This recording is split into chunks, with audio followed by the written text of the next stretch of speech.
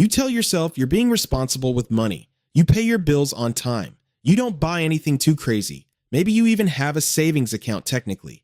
But somehow, at the end of every month, you're right back where you started, or maybe even in the red. Your balance barely moves. Your goals feel like impossible dreams. You watch other people go on vacations, buy houses, get new cars, and talk about investments, and you wonder what they know that you don't. Look, man, I totally get it because I was sitting exactly where you are right now. At 21, living with my mom, staring at my screen, wondering if the system was even built for someone like me. The truth is, it's not that you're bad with money. It's not even that you don't earn enough, though that might be part of it. It's that you've developed a set of habits that feel safe. Habits that millions of people share, but that quietly sabotage your financial future without ever triggering an alarm. These aren't dramatic mistakes. You don't even see them coming. They don't feel like problems while you're doing them.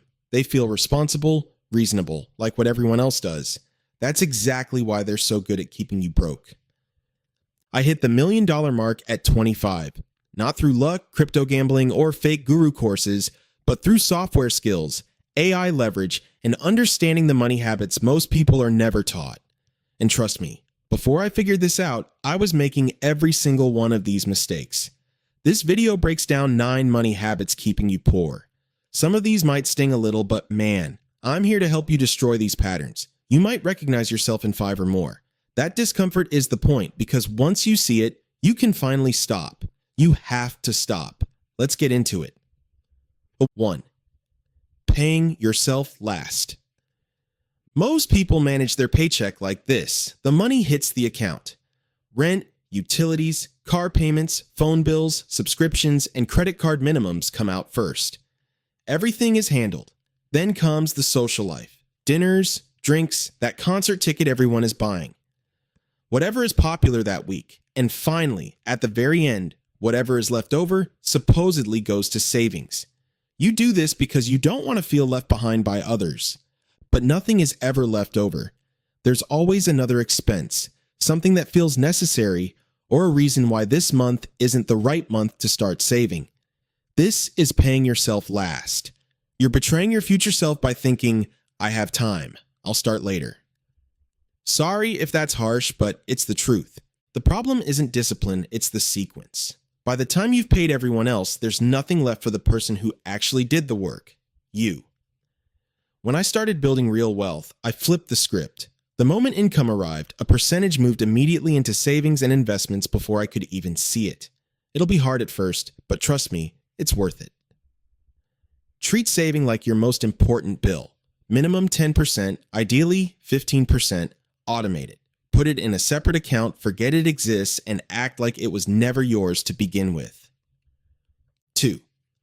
Spending to save. You bought those shoes because they were 30% off. You grabbed 3 items when you only needed 1 because it was buy 2, get 1 free. You clicked buy on a sale for something that wasn't even on your radar. This is spending to save, one of the most dangerous psychological traps in marketing. The logic seems perfect. If something is $150 and you get it for $100, you saved $50, right? Wrong, bro. You spent $100. That $50 you saved never existed. It was just a number on a screen designed to make you feel like a winner. You can't deposit discounts into your bank account. You save 100% of the money you don't spend. Sales create urgency and FOMO. If you weren't planning to buy it at full price before the sale, it's not a bargain. It's just a smaller amount of money you didn't need to spend. 3. Not tracking where the money goes. Ask someone how much they spent on food last month and they'll guess. Ask about subscriptions and they'll hesitate. This is flying blind, guys. You can't control what you don't measure. When you don't track your spending tracks you. The discomfort of tracking is real because it forces you to be realistic. You can't hide from $180 in delivery app charges when they're staring at you in a spreadsheet. You can't ignore subscription leakage when it hits $90 for services you barely use. Most people stay in the fog because it's easier than confronting the truth. Track everything for 1 month. Every coffee, it's only $5 purchase. The result will be annoying, but it will show you exactly where your money is disappearing. 4. lifestyle creep. Finally, you got a raise. You worked hard and you deserve to enjoy it, right? So you upgrade your phone, get a better car, eat out more, and buy expensive brands. Maybe you even move to a better neighborhood to reflect your new status. 6 months later, you realize you're making more than ever, but you feel just as broke. Your bank balance is the same, maybe even lower. Your stress hasn't changed. This is lifestyle creep. Your expenses automatically rise to match your income. Luxuries quietly become necessities.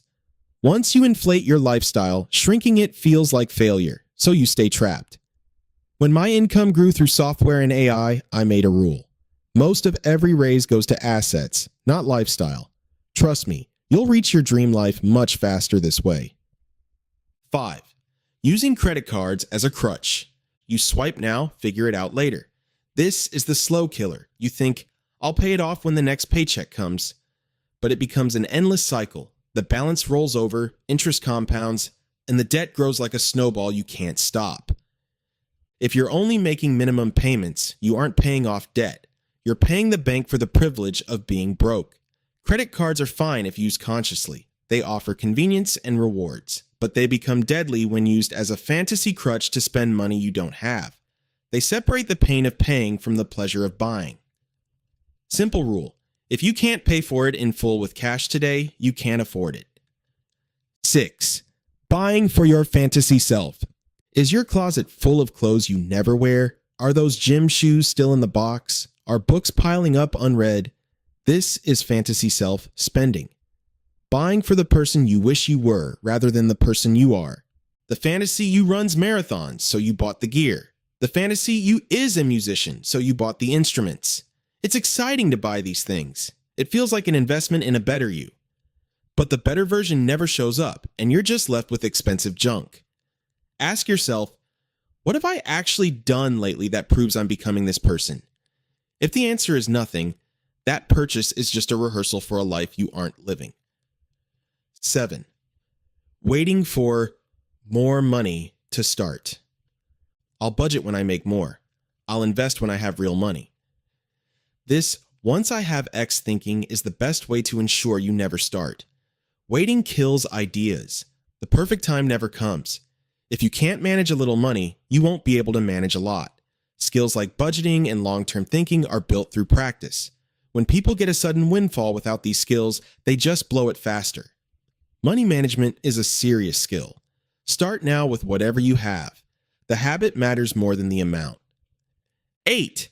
Ignoring tiny expenses. $5 here, $8 there, a coffee, a snack, a forgotten app subscription. It's just a few bucks, you say.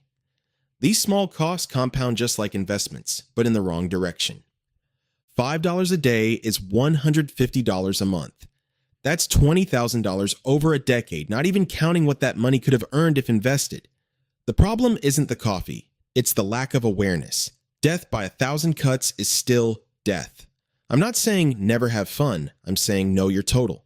Make it a conscious choice rather than an invisible leak. 9. Treating investing as later.